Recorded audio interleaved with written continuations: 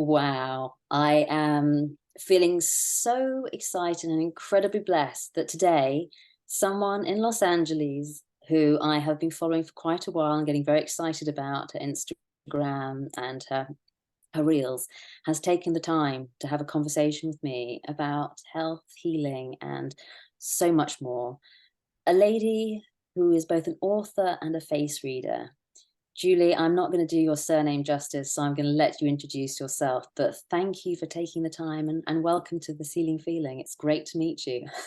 Lucinda, thank you so much for having me. My name is Julie Civiello Polier, and when you reached out to give me the backstory on this podcast, I feel, your mission with this offering is so powerful. And you speaking from your life's experience, your courageous dedication to your health and overcoming so many challenges and obstacles is really powerful and potent for people. So I was so excited when you reached out. I was like, yes, this is the perfect kind of podcast that I'd like to be on.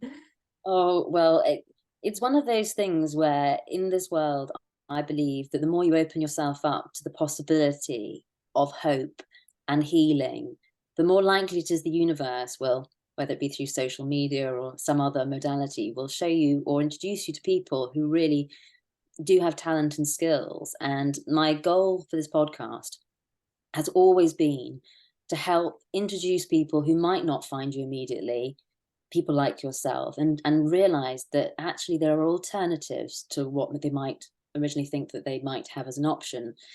But let's get to it. What exactly do you do? So many mixtures of things. That's such a great question. So I started as an actress. I was classically trained in a conservatory in Boston, and then I went to London to LAMDA, London Academy of Music and Dramatic Art, and studied there. So and I started acting when I was 8 or 9, and had been classically trained all through my childhood as well. So I studied the body, and I was an incredible witness. And I think actors really understand that the body is such an instrument and how to fine tune it and how to care for it. And so the amount of physical exercises and technicalities, whether it's Alexander technique or Feldenkrais or clowning, the classical clowning, which Charlie Chaplin studied, are such powerful modalities for listening and keying into the body. And then so many vocal exercises that singers do and actors do to strengthen the muscles of the voice, this invisible limb that reaches out and can caress somebody or smack somebody, depending on our intention. Hopefully it's not a lot of smacking with our words. We have an incredible ability and power with our words. We cast spells with our words, and our biology is so constantly in play with our words. Our biology is, and our DNA coding is listening to our words all the time. And so the way we speak with ourselves, the way that we relate with ourselves, the stories that we keep repeating to another about ourselves and our backstory, that all affects ourselves. It affects the longevity of our cells, the health and well-being of our cells. And our cells are really like good little soldiers. Aye, Captain. Whatever we are saying, they're like, okay, that's them orders. I'll take them. So it's really up to us to be holding a really healthy vision, a perfect vision, if that's really where we want to go. If we want to see, this world and our children and our grandchildren, if we want to embrace and invite and practice that kind of longevity, it's really up to us in the way that we speak, the way that we relate to ourselves. Wow. Oh my goodness. And I loved acting when I was growing up. I was very, very passionate about it. Unfortunately, I had a memory problem. So I was like, oh no, I won't be able to remember the lines. So I kind of gave it up, not knowing, of course, in the future, there would be prompters and there would be ways of doing it. By and by, what I loved about my learning of acting was, as you say, stepping into that sort of character and actually your body the ability that we have to actually take on someone else's words or thoughts, and that strength that we have. And now that you're saying about how when we speak to ourselves, those messages we're reading, it makes such a lot of sense that people who are sick, who are given a diagnosis, suddenly actually they take on almost those clothing, the outfit of the sick person so often. So if you're told that you've got fatigue, you probably do realize that those moments of tiredness are fatigue.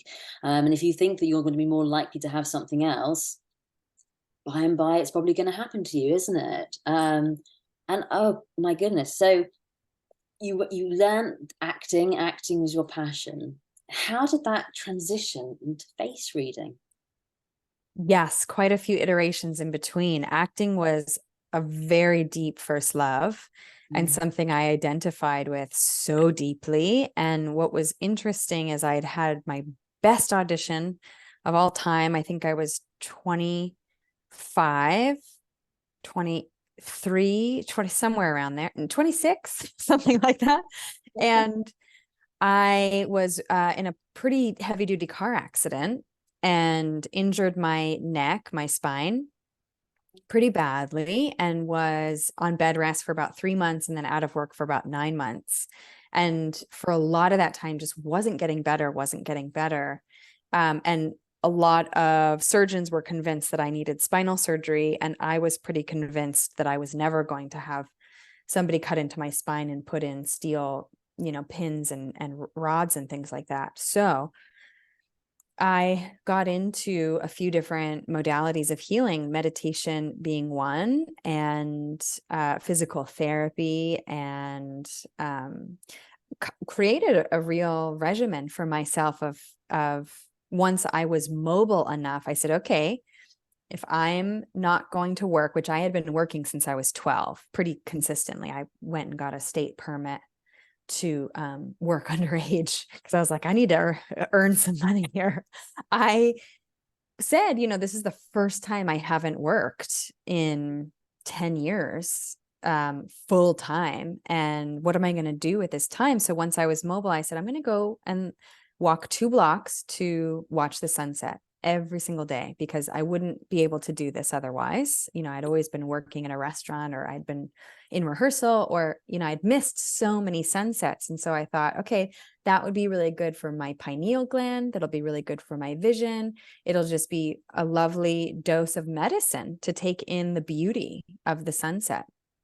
So I did all kinds of different things like this, not really intending like, okay, watching a sunset every day is going to heal my spine. I just thought, how can I make the most of this? Because I'm miserable. I'm depressed. I don't have my full body. I'm so limited. And I felt isolated too from many different communities because I wasn't acting. I wasn't working in the restaurant with those friends and peers. And I wasn't socializing because I was just in so much pain all the time.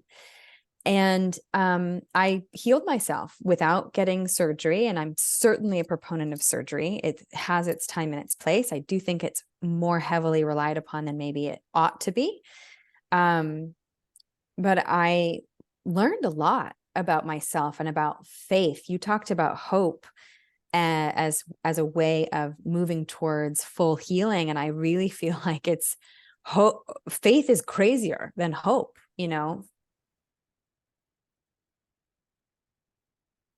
Faith is a realm into miracles. And I do believe in miracles. And I think we are capable of them all the time. Wow. So that meditation led to another circle of people where somebody was giving facials in a very different way. And they suggested, have you ever thought about giving facials? And I was like, no way. I had a lot of judgment about the beauty industry. And then I received a facial and it was a really different experience. And it opened my eyes and my body to realize that is sacred time. Yes. Of lying down and receiving and having eyes closed and using that time as a meditation, using that time as a very potent and powerful healing session where affirmations could be used, or just visualizing like, okay, let's just heal my spine. Let's infuse those discs with more jelly. Let's talk to the vertebrae so that they are in alignment and functioning properly, and no nerves are being pinched, and there's just movement and freedom and peace. And that was how I started using that time. And I realized, like, wow, I could do this. I could make these sessions into anything I wanted to, because the container was already set up as a facial. It's a 60-minute session and we do all these things, but I realized I could infuse Reiki healing, energy healing into this. I could, which is a ancient Japanese, well, it's not that ancient when we're talking about ancient, it's several hundred years old, as opposed to face reading. That's like the first recording of it is 5,000 years ago. And I'm feeling certain that it existed long before that. That's just the first written recording that we've been able to recover. So it was a fun realization of, this could be anything I wanted. So then I did go to esthetician school to get a license, and then it grew from there. And then I don't give facials anymore. I teach people how to massage themselves, because I feel there's so much empowerment in learning that we have this ability within our own hands, whether we're trained or not, whether we're licensed or not, whether we're attuned in Reiki or not. We are just as powerful as any other expert, any other practitioner, if not more powerful, because we are residing in our body and we are the authority. We are the most expert in ourselves. And I think often we give that power away quickly. And I have done this certainly in the past, still find myself doing so on occasion, of giving it to whoever, whether it's a doctor or specialist or a parent or a priest or an elder, whoever, somebody who comes off, quite confident, like, okay, I give you all my power. Yes. As I say to my friends, find the person who's more adult than you in the room and let them take it on. And yet, absolutely, I love this what you're articulating, which is this truth that we are the best people to heal ourselves, because we are the people who are sick or in need of healing. And I'm not saying that, to be sick is to be broken or not functioning, but when you're in a place where it doesn't feel right and there's an inconsistency, and you might not be able to afford to go and see someone to have a facial, you might not be able to afford a Reiki practice. I love this idea that actually, by learning some moves yourself and actually touching yourself, giving yourself that self-care time, that sacred time of you working with you, a beautiful self-care tool that you've created. And the fact now that you're sharing this skill with others is just, it's magical, absolutely magical. And so from your own challenges, you actually came to develop what you do today, which is your actual ability to look at someone and read in their face and their eyes and whatever else, their health. Is that correct? And yes. And I love how you put that, because I think, some of the most universal creations of beauty, whether it's an oyster producing the pearl, this beautiful pearl, or a diamond, emerging from a bed of coal, there's so much friction involved. There's so much challenge and struggle. And I think we choose whether we are an alchemist or not in every moment. And it's not so black and white as that. There's a lot of gray area, and a lot of process is, that friction process is maybe the most beautiful, more beautiful than the pearl, more beautiful than the diamond. But it's such a powerful choice. And I think when face reading, it's really important to acknowledge people's process and to hold a lot of ethics in one's heart, and hold a lot of tenderness and compassion in one's heart, because it's a lot to deliver a face reading. And I think I've relearned just in the last few months that some people have never been quite so held, quite so seen, quite so heard as they are in a face reading, because I don't think people realize how much is revealed with their face, you know, how much of their personal history, how much of their current emotional state is revealed. And, you know, I too have thought I've done a really great job of keeping my cards hidden. And it's like, okay, no, I guess I was wearing everything on my sleeve. So it can be quite unraveling in a beautiful way, because people's armor is being dismantled and taken down with a face reading. So, and you know, what something you and I were chatting about before we pressed record was that with a face reading, it can be a very powerful diagnostic tool, because the entire map of the body physically lives on the face. So a face map depicts all the organs, all the systems, the bones, you know, body parts on the face, and it's all layered, you know, on top of one another. There's so many different face maps that go through every single thing. And so with face reading, you know, we're able to really look into certain parts of the body or certain organs and say, okay, yeah, there's some signals going off. There's messages. Our skin is a whole message board for everything going on in the past, in the present, things we're concerned about or projecting into the future. That's all showing up on the message board of the skin and on the exterior of the body. And so these skin messages, as I like to call them, show up in wrinkles or pigmentation inconsistencies, rosacea, eczema, dermatitis, so on and so forth, acne. And so we start to understand the language of the body with maybe more compassion once we learn these codes and these messages, as opposed to relating to the body as it's attacking us, it's against us, you know, more wrinkles. Why is my body aging so quickly? It's so against me. When really, you know, horizontal lines across the forehead is an indication from the colon and an indication of it's been really challenging to emotionally let go all the way. Or, you know, the colon, the intestines are just over processed. We're needing digestive enzymes to break down our nutrients so that we're extracting what we need, and also breaking down the toxins in the excrement so that we're getting rid of waste, so that the body isn't figuring out what to do with this and cycling it around again and again.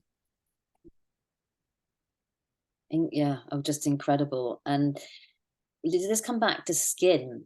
Because I think for a lot of, well, many people can be a bit challenged when it comes to skin, because there's so many things sort of saying, you know, so must wear SPF, or no, SPF might be bad, you must drink lots of water, make sure you're drinking the right water.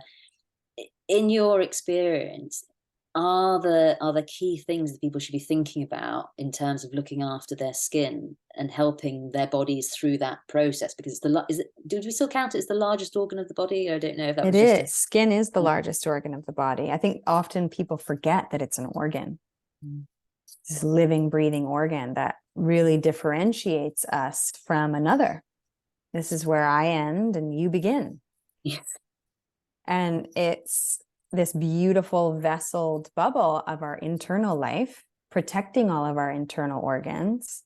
And, you know, it's just a gorgeous and perfect architecture. The fact that all of our internal organs are tucked within our rib cage, you know, that's because they're really important and, you know, life-threatening if they get too bruised or punctured or stabbed. So there's a rib cage to protect everything.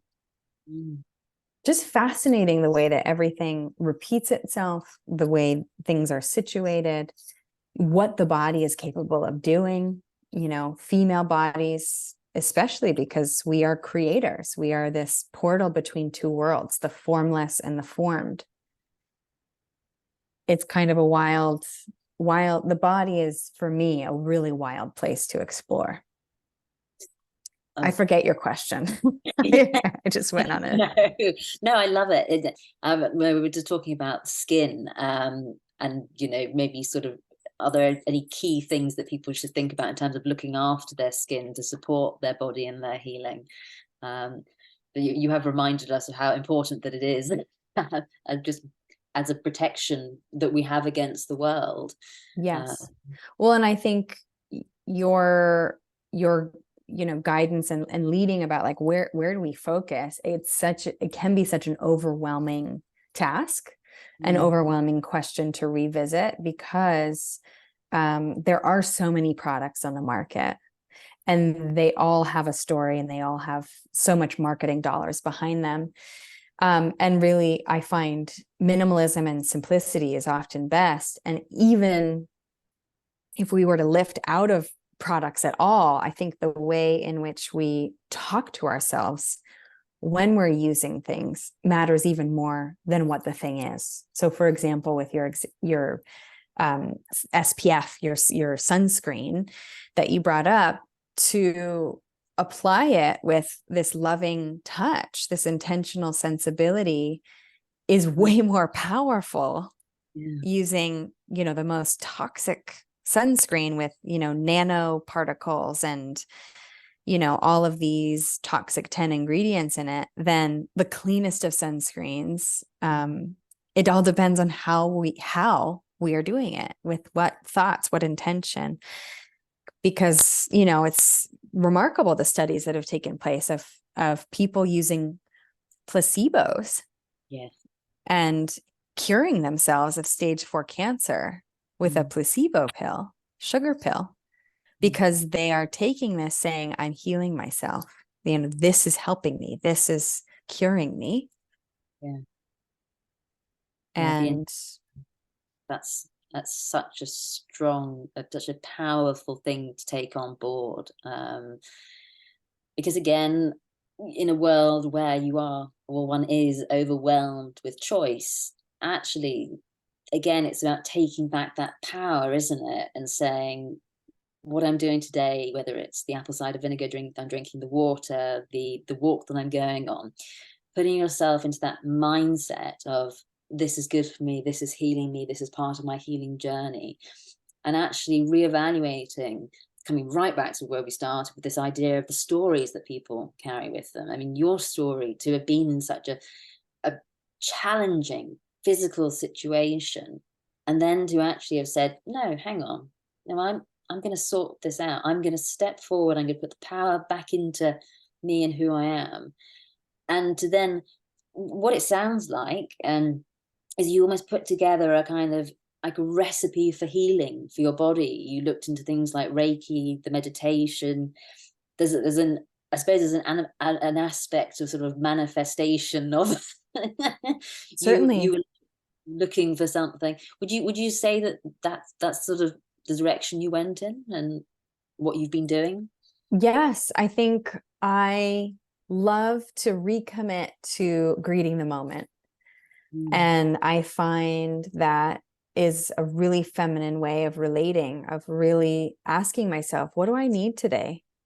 What do I need in this moment? And really building in maybe an hour each week, or whatever we can, if that's 30 minutes, 15 minutes each week, where it's just this time that's carved out, where nothing is pre-planned, nothing is pre-scheduled. We're not in that beautiful masculine energy of holding to the plan and executing the vision. Instead, it's this feminine night, this void of spatial possibility for like, gosh, okay, that hour that I've carved out, that first minute has arrived. Here we are. How am I doing? What am I feeling? What's going on in my body? What do I really need right now? Is such a powerful way of checking in, hearing the full, honest, truthful answer, and then exploring what might feel good. Maybe it's a walk.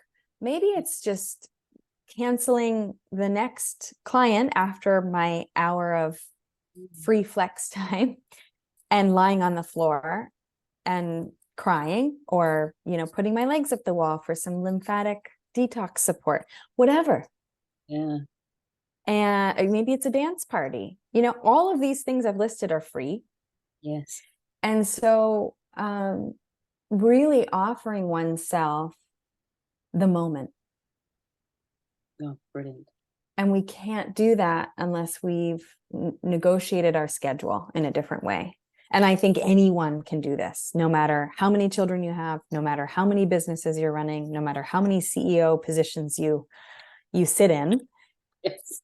Everyone has at least 15 minutes each week to just say, okay, what is happening with me? And what do I need? What would feel good right now? And following the pleasure. Yes.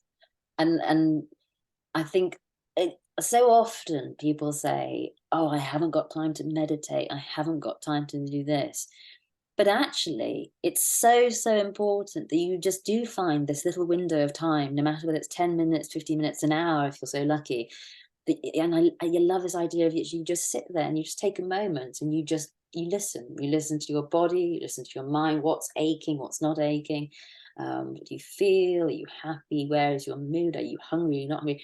Reading into just the existence of moment, which I think so often we're so worried about what just happened. Oh my goodness, what's happening in the future? That we forget that each moment is a total blessing, and our bodies and our minds do need us to be listening for us to be able to have the conversation of development, healing, fruition, moving forward, all of those things. And some great tips you had there for people that are free. We like free.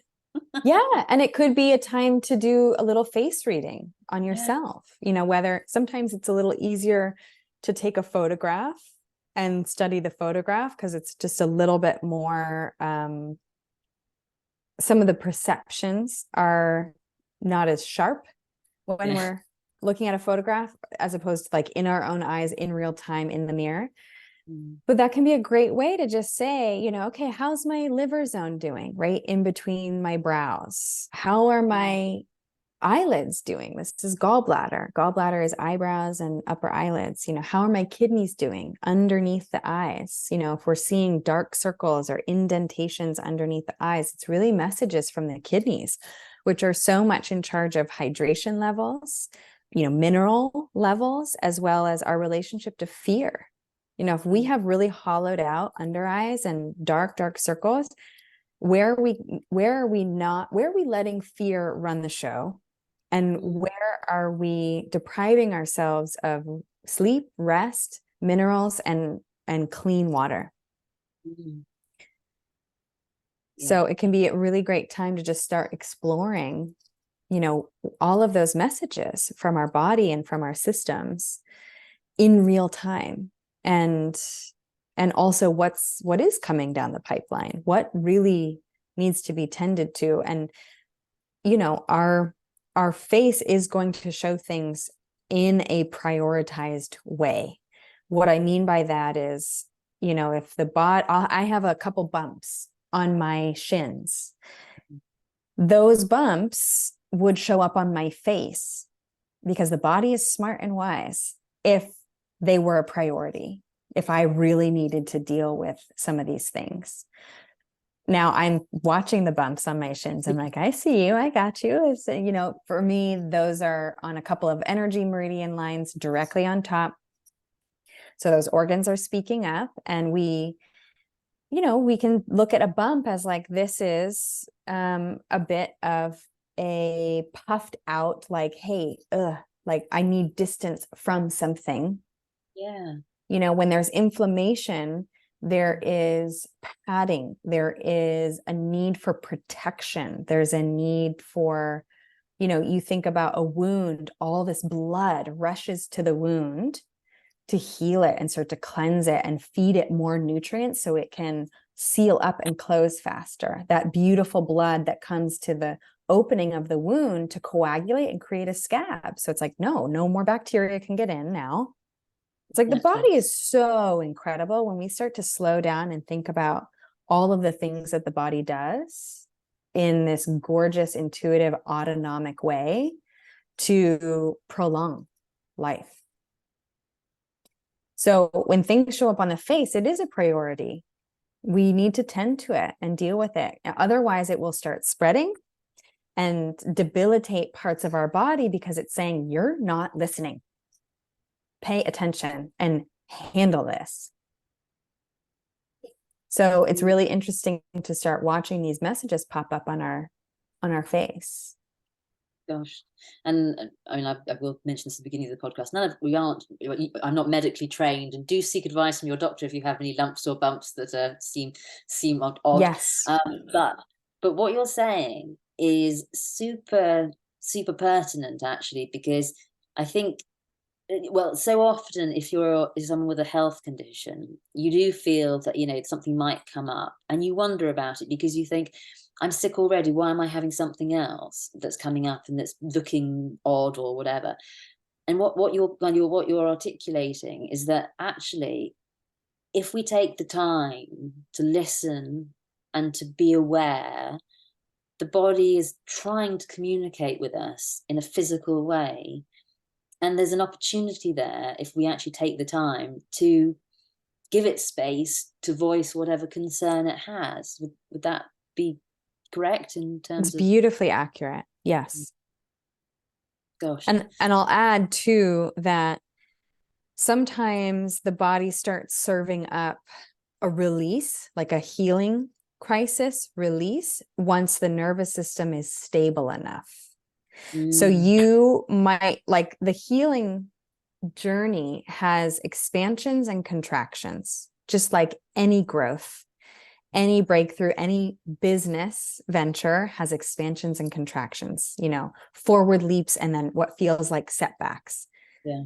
And when the nervous system has been in a prolonged state of stress and flight, fright, freeze, so on, fawn, and then it has the ability to steady and it has some support, that is often the time when a major outburst will happen with the body, because there's that exhale. The body finally feels safe enough to let all of these symptoms and all of these screams come out from the different systems or organs. So you might feel like, now my body's against me again, when really you're healing and it's nonlinear and your body felt safe enough finally to let that purge happen, to let that release happen, whether it's coming up as eczema or whether it's coming up as acne or whether it's coming up as shingles or hives.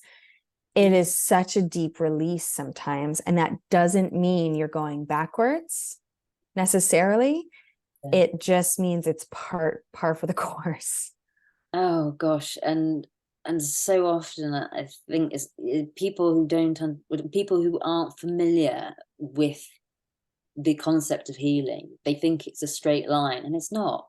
It's all over the place. But that, as you say, is because the body is waiting for these moments to feel safe, to make some progress. And I was just writing the other day about reevaluating failure in the realm of illness, and the idea that actually, when you're sick, you think often that you're failing because you're not hitting this and you're not doing that, and your relationships and all the rest of it aren't working, and you're not doing well in business. But when you reframe some of these challenges, you can actually see that they're part of your growth journey. They're part of how your body needs to actually feel safe again. Your mind needs to think outside of the box, because maybe you can't do that today, but maybe you could do something else. And so, yeah, I mean, what I find often is that people start processes or modalities of trains of practice, and then like, well, it doesn't work, it's not going how planned. But you have to give it time. You have to give the body time to get used to it. And I really liked how earlier on we were just saying about meditation. That I think so many people say, oh, I can't do it. I always say, if you can't do it, you haven't found the right type yet. But actually giving opportunity to recharge, which you don't do when you sleep, do you? So that's massive. And for you in your daily life, I mean, do you have a sort of a regime that you follow? Do you get up in the morning? Do you have a green juice, a smoothie? Do you meditate or anything? Or Nope, I 2 hours don't. of yoga? No, oh gosh, no, I have a 4.5-year-old son. So, Wow. wonderfully, a lot of the time I get to wake up to, either a kick in the face or a sweet snuggle. Who knows what's going to happen? So, we tend to hop up and immediately start making breakfast. So my morning routine is not stretching and green juice and breath work, journaling. Absolutely not. And, and, Love it. Love it. if for some reason, I do have a morning alone, I really love to go for a long walk to a coffee shop and get jacked up on coffee. I I have Brilliant. yeah, and I think, again, it's so masculine energy in a beautiful, wonderful way to have a practice that's repeated, that is stuck to, and it's feminine to see what happens and Yes. choose again and again to be in the flow. And life is constantly changing. That's the constant, right? Is change. And so I think a healthy harmony and balance of both masculine and feminine energies are for the win, for ease and grace, and really allowing for oneself. So, that's often a question I get all the time. What's best to do in the morning? What's best to do at night? What's best for this? And it's just like, just go with it. What feels good? I don't know. What feels good for you? And figure out how long feels good. Sometimes 10 seconds is enough. Sometimes, because I do feel like time is bendable and stretchable and expandable. And 10 seconds of very long and deep breaths is time travel. And, 1 hour of full body massage, or receiving a facial, or, a meditation, that's a walk, you're just walking around the neighborhood. Like you said, find the modality that works for you. Maybe it's a bath. That can be your meditation. Can be so expansive or contractive, depending on whatever you need, depending on whatever the healing journey needs at that time. So really, I don't have a routine. I don't have a daily thing that I actually, that's not totally true. Every single day I pray. I have prayers in my heart. And I read this book when I was in high school that's called The Way of the Pilgrim. And I've reread it a few more times, and it's maybe a channeled text, but it's anonymous, the author. We don't really know who wrote it. It was written a really long time ago. And the interesting part to me was that he was on this pilgrimage intending to repeat this prayer. And we never learn the prayer, which I love as well. It's never written in the book.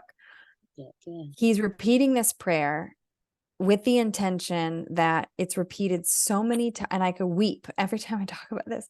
He's repeating this prayer so many times that his faith is, maybe my heartbeat will learn this prayer, so that eventually my heartbeat will reverberate out this prayer into the world, so that just the beating of my heart is sending the signals of this prayer into the world.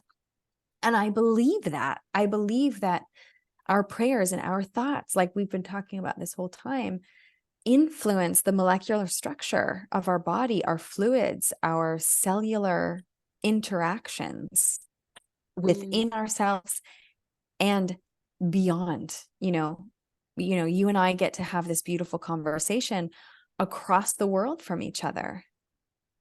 And cellularly, we are still in interaction, even though we're not in the same room. Yeah.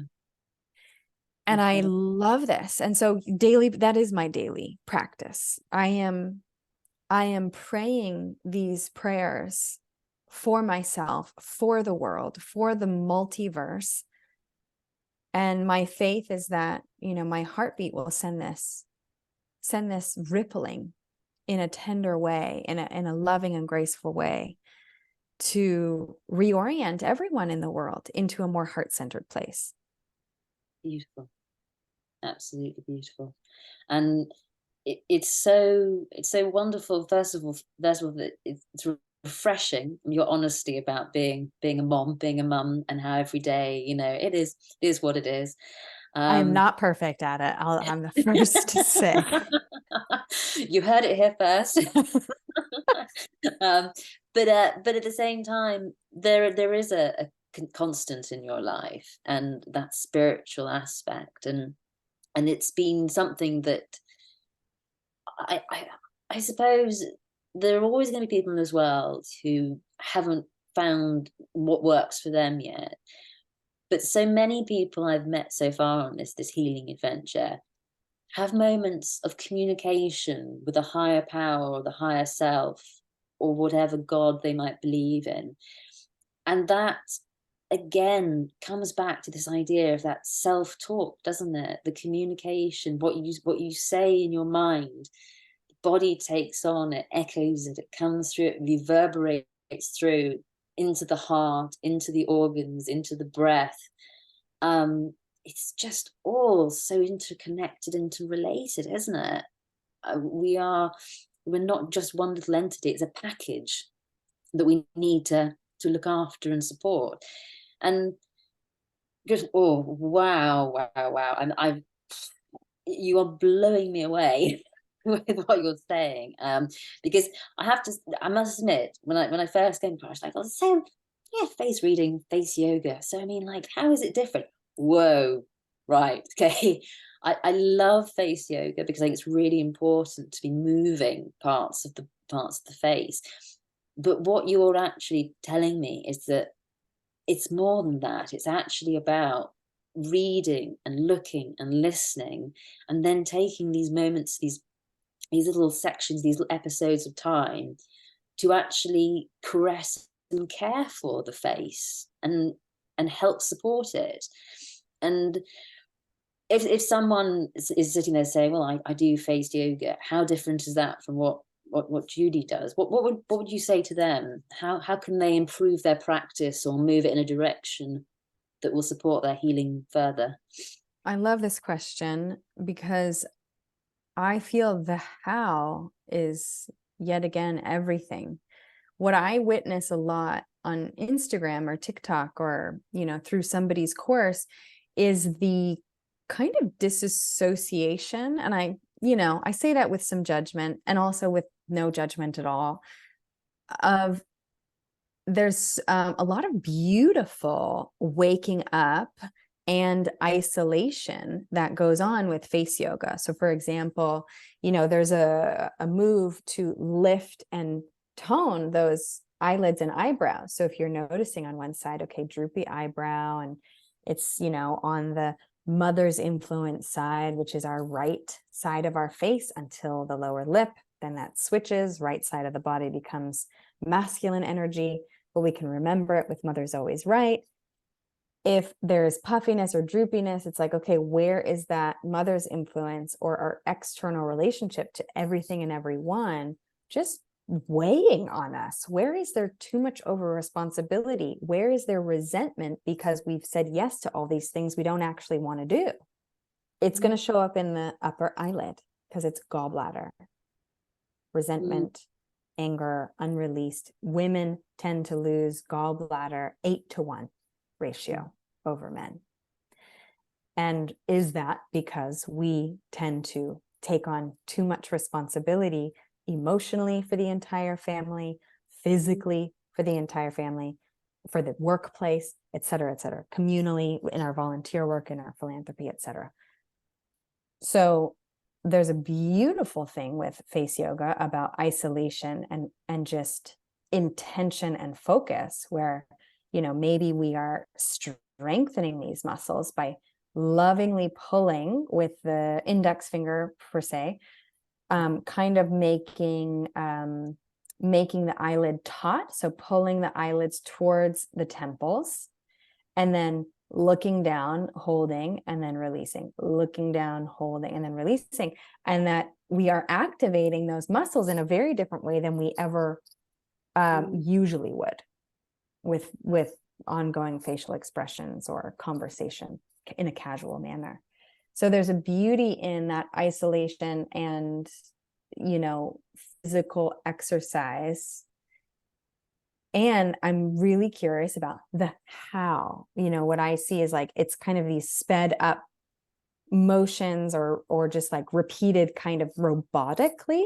And I'm curious about the how. Like, what if we were to do this recognizing the energy meridian of the intestine, the large intestine that runs through the index fingers?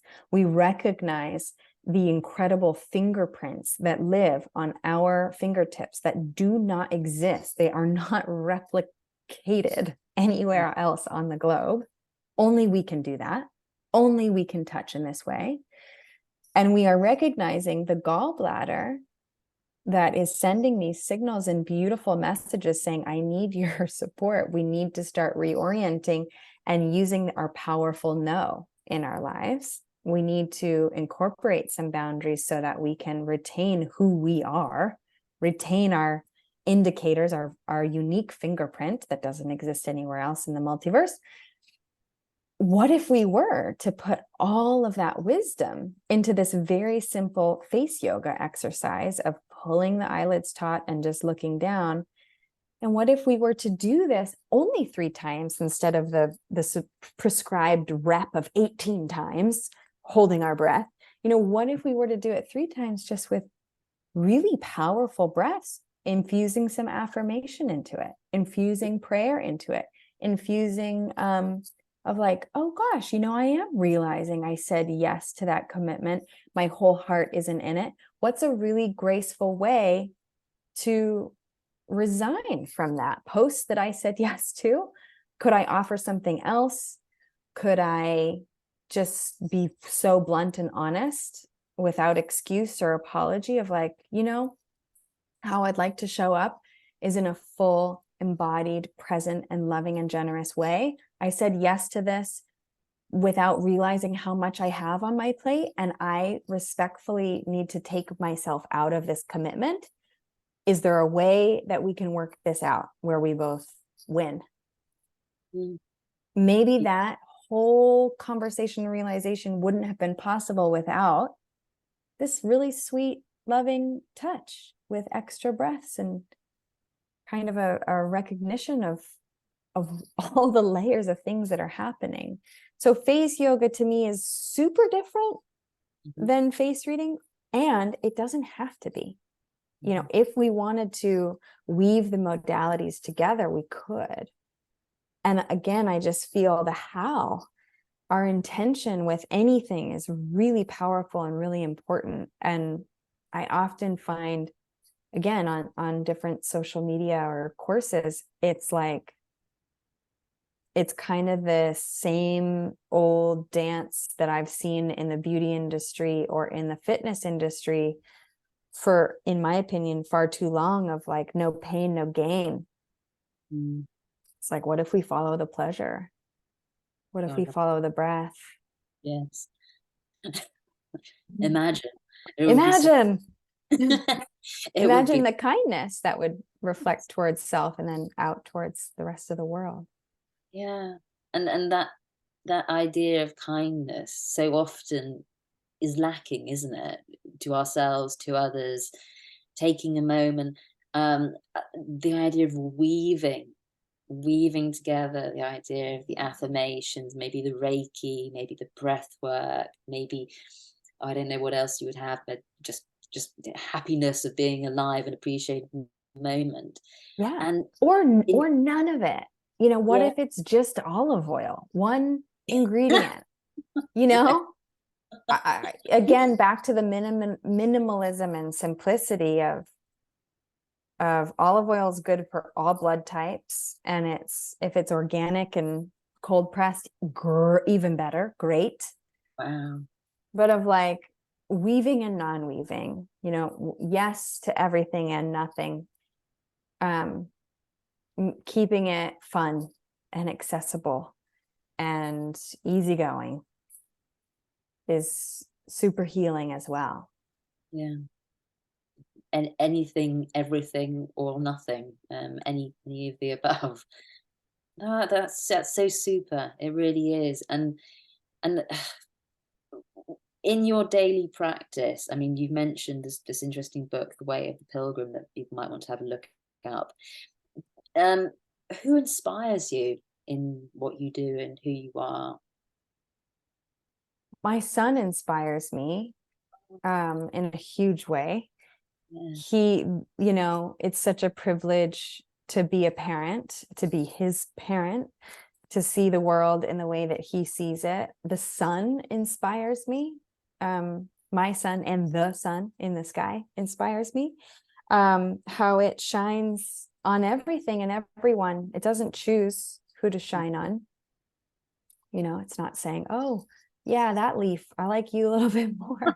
It just radiates light and warmth. And that's something I remind myself to return to. How can I be more like the sun?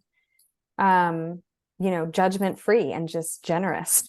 So I think those things, you know, I have so many teachers. My best friend Dee Kaplan is 82 and just a ray of energy and sun and beaming love and generosity and wisdom. She's a huge inspiration for me, and she's turned me on to so many different teachers and healing modalities. Dr. Todd Frisch taught me face reading, started teaching me 16 years ago. And oh my goodness, I could really go on. I'll say one more. Edna St. Vincent Millay is a poet from Maine, where I grew up. And she, you know, was big in the 1920s and was married a few times, had female lovers quite a few times, and performed and really defied a lot of social constraints and boundaries, and had this gorgeous red hair, and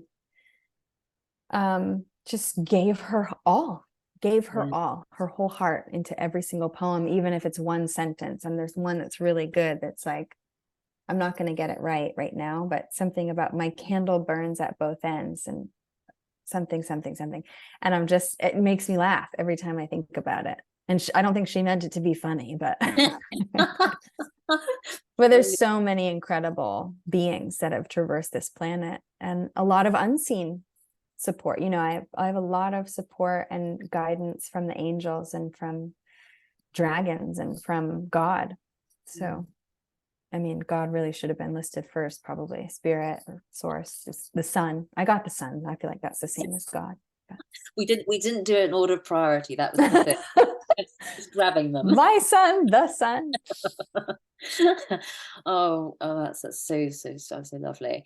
And you're an author. Tell me about what you've created, because I think, you know, that would be interesting to people.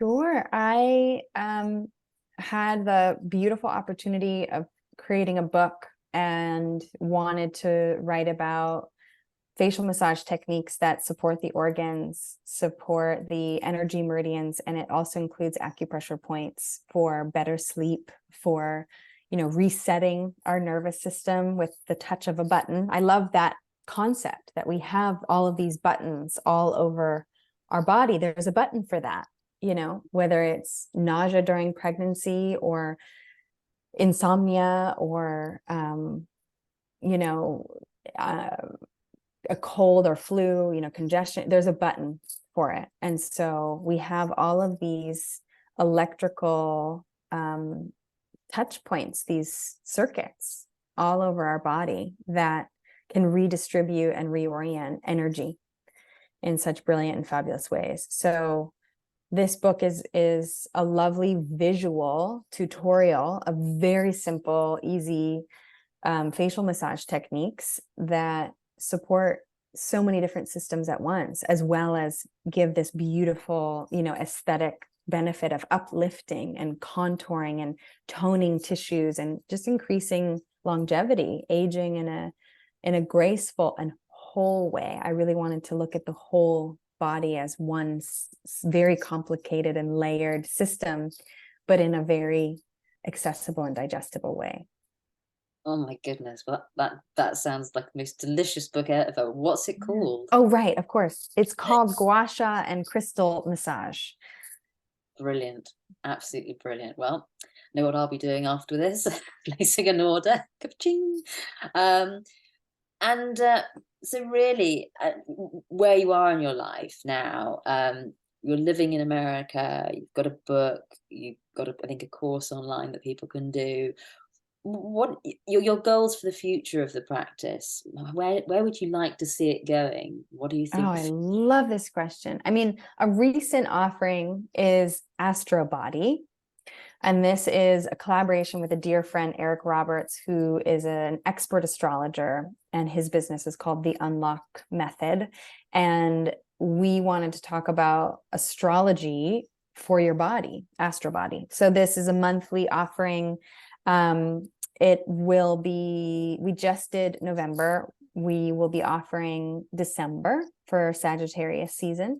And this is a way of relating to medical astrology. You know, ancient astrologers realize that there's a deep connection between the zodiac sign and the planets and our organs. And I have, you know, experienced this throughout my life. So it was really fun to realize it was real and true. I was like, oh gosh, this is really happening, because I would feel in certain parts of my body messages from different planets, and I couldn't really decipher the language. I was like, I'm feeling a lot of Saturn going on in this, and then realizing like, oh my gosh, that's really actually what's going on.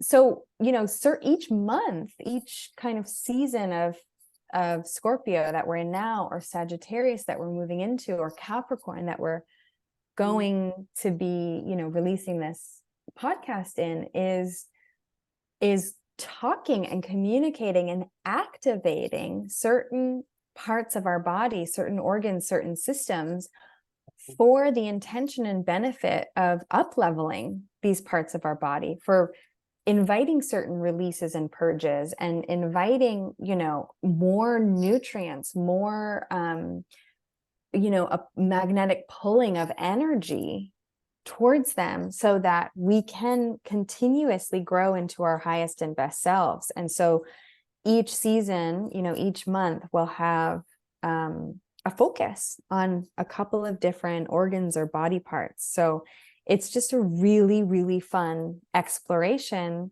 and really powerful to be working with a very simple facial massage protocol for a month at a time, you know, a season, a lunar cycle at a time.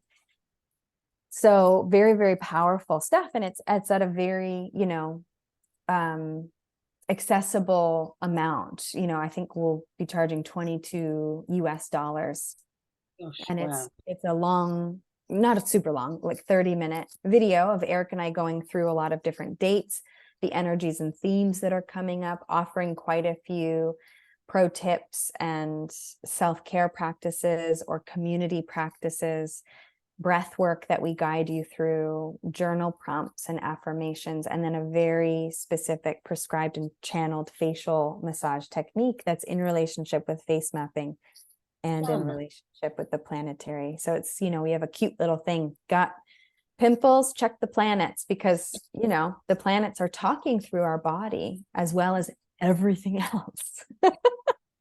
Oh wow, that sounds brilliant. Yeah. And it's so accessible as well. And I think, Yeah. you know, people who, you know, aren't familiar with what you do, that's a great way to actually start to get a feeling for how your Yes. It's a fun entry point. And, you know, I'm still such a novice with astrology. And so it's so fun for me to learn as well. And eventually we'd love to take this on a global tour, you know, doing things in person or retreats, or, you know, going to different sacred sites and offering some of these things, so that you can start to really uncover all of the wisdom that lives in the body. The entire solar system and universe also resides within us. So really starting to relate to ourselves with that amount of reverence and that amount of magnitude. You know, God lives in every single one of our cells, or spirit, whatever word you want to use. There's consciousness and the ability to create living in every single one of our cells. So to start revering ourselves in that way is super fun. Yeah. Oh, wow. That, yeah. It's so exciting. So super exciting. Oh my goodness. Well, I think probably just check my list of things, but I mean we have gone in so many different directions. I feel like I've been on an absolute adventure with you today, so thank you. Thanks for coming with me. And where can people find you? What is your kind of the best places to track you down on the internet? Yes, I think the two best places are most likely my website and Instagram, which are both my full name, Julie Civiello Polier. Brilliant. Absolutely brilliant. Well, thank you for your time today. And Thank you so, so, so much, Lucinda. What a gift. This has been the most fun. totally awesome. Thank you so much.